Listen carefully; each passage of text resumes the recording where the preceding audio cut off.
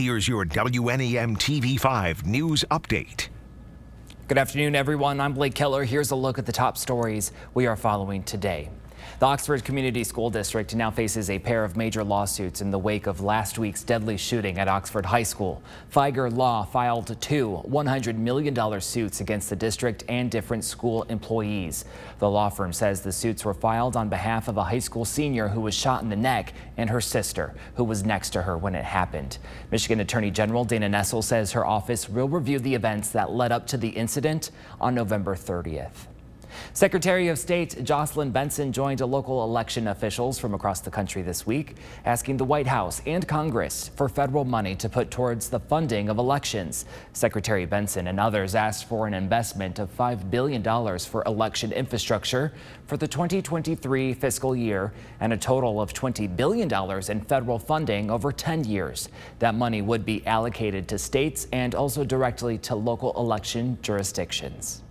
And a survivor of the late Dr. Robert Anderson will speak to the U of M Board of Regents today. Former football player Chuck Christian will talk about the university's response to Anderson, who's accused of sexually assaulting hundreds of students and athletes over 3 decades.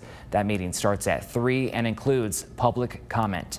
You can view the live stream by going to the hot links section of WNEM.com. All right, here's John now with a look at your forecast. Thank you very much, Blake. Let's go over the forecast as we're going throughout your Thursday. Snow showers do return as we continue throughout the rest of your afternoon and evening.